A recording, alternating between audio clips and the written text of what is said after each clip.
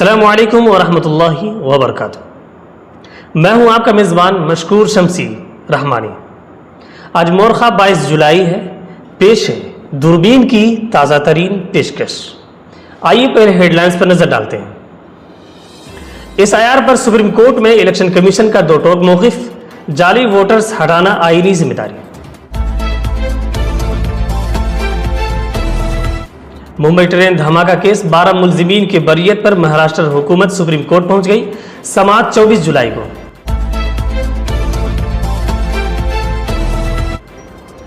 S I R پر لوک سبھا میں opposition کا زبردست ہنگامہ، کارروائی کئی بار ملتوی۔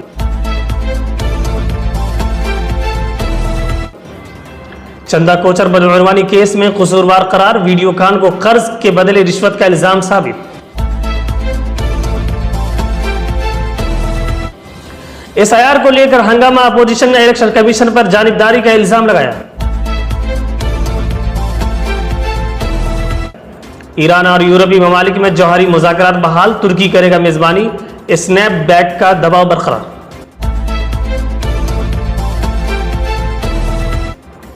اٹھائیس ممالک کا غزہ جنگ بند کرنے کا مطالبہ اسرائیل اور امریکہ نے مسترد کر دیا۔ آئیے اب خبروں کو فکر و نظر کے دوربین کی مدد سے ذرا تفصیل سے دیکھتے ہیں۔ ناظرین، بہار میں ووٹر لسٹ کی جانچ یعنی S I R per election commission نے سپریم کورٹ میں اپنا موقف واضح کر دیا ہے۔ کمیشن نے کہا ہے کہ جعلی ووٹرز کو ہٹانا اس کی آئینی ذمہ داری ہے اور اس عمل سے کسی حقیقی ووٹر کو نقصان نہیں ہوگا۔ 1 لاکھ سے زائد B L Os, 1.5 lakh booth agents اور ہزاروں رضاکار اس کام میں لگے ہیں اور 96% کام مکمل ہو چکا ہے۔ کمیشن نے کہا ہے کہ مذہب، ذات یا زبان کی بنیاد پر کوئی امتیاز نہیں ہو رہا اور 2003 کی ووٹر لسٹ کے تمام افراد نئے ریکارڈ میں بھی شامل رہیں گے۔ سیاسی جماعتوں پر کمیشن کا الزام ہے کہ ان کے ایجنٹس ایس آئی آر میں شامل ہیں، لیکن پارٹیاں عدالت میں مخالفت کر رہی ہیں۔ کمیشن نے سپریم کورٹ سے اپیل کی ہے کہ قبل از وقت دائر درخواستوں کو مسترد کر دیا جائے اور عمل کو مکمل ہونے دیا جائے۔ 2006 کے ممبئی ٹرین دھماکہ کیس میں بامبئی ہائی کورٹ سے بری ہونے والے 12 مسلم نوجوانوں کے معاملے پر مہاراشٹر حکومت نے سپریم کورٹ میں عرضی دائر کر دی ہے۔ انسداد دہشت گردی اسکواڈ نے عدالت سے فیصلے پر نظر ثانی کی اپیل کی ہے۔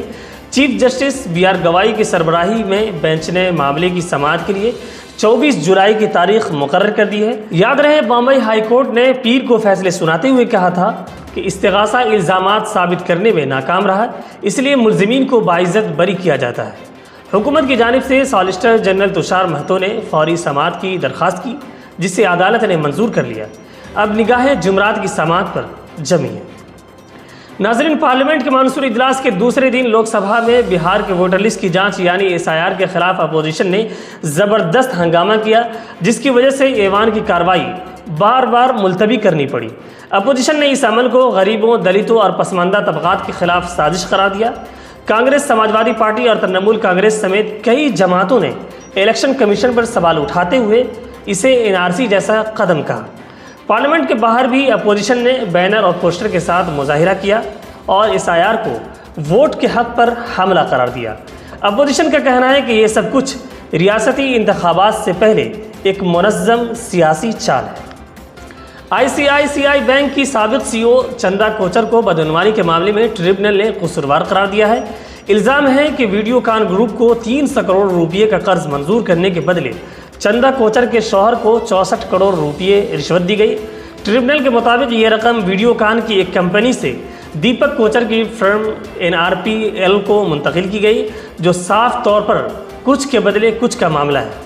ای ڈی کے مطابق چندہ نے بینک پالیسیوں اور اخلاقی ضابطوں کے خلاف ورزی کرتے ہوئے یہ قرض منظور کیا اور شوہر کے کاروباری مفادات کو چھپایا۔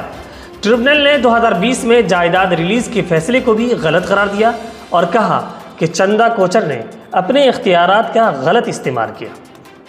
پارلیمنٹ کے مانسون اجلاس کے دوسرے دن لوک سبھا میں بہار ووٹر لسٹ کی خصوصی جانچ یعنی S I R per opposition نے زبردست ہنگامہ کیا۔ نعرے بازی اور احتجاج کے باعث ایوان کی کارروائی کئی بار ملتوی کرنی پڑی۔ اپوزیشن نے الزام لگایا کہ ایس آئی آر مخصوص طبقات، غریبوں، دلتوں اور پسماندہ طبقوں کو ووٹ کے حق سے محروم کرنے کی साजिश है। कांग्रेस एमपी इमरान मसूद ने आधार कार्ड को रद्द करने पर सवाल उठाया, जबकि रेणुका चौधरी ने 3 करोड़ वोटर्स की जल्दी जांच को मुश्तबा करार दिया। तृणमूल कांग्रेस और समाजवादी पार्टी ने भी इलेक्शन कमीशन पर जानिबदारी का इल्ज़ाम लगाया। ऐवान के अंदर शोर और बाहर बैनरों के साथ एहतजाज, अपोजिशन ने हुकूमत को घेरने की पूरी कोशिश की। ईरान ने ऐलान किया है कि वो इस हफ्ते तुर्की के शहर इस्तांबुल में बरतानिया, फ्रांस और जर्मनी के साथ जौहरी प्रोग्राम पर दोबारा मुज़ाकरात करेगा। ये बातचीत जून में ईरान और इसराइल के दरमियान होने वाली झड़पों और अमेरिकी हमलों के बाद पहली सिफारती कोशिश है। ईरानी वज़ारत ख़ारजा के मुताबिक मुज़ाकरात का महवर होगा पाबंदियाँ हटाना और ईरान का पुरअमन जौहरी प्रोग्राम। दूसरी जानिब यूरोपीय ममालिक ने खबरदार किया है कि अगर अगस्त के आखिर तक कोई हल नहीं निकला तो 2015 के मुआहदे के तहत ईरान पर दोबारा पाबंदियाँ आयद की जा सकती हैं, जिसे स्नैपबैक कहा जाता है। ईरान ने इस तंबीह को मुस्तरद करते हुए इसे गैरकानूनी और जानिबदाराना करार दिया है और कहा कि वो सिफारती हल के लिए तैयार है, लेकिन दबाव कबूल नहीं करेगा। बरतानिया, कनाडा, जापान और दीगर 28 ममालिक ने गज़ा में फौरी जंग बंदी का मुतालबा किया है। कहते हैं कि शहरियों की हालत नागुफ्ता भी है और बच्चों समेत बेगुनाह लोग मारे जा रहे हैं।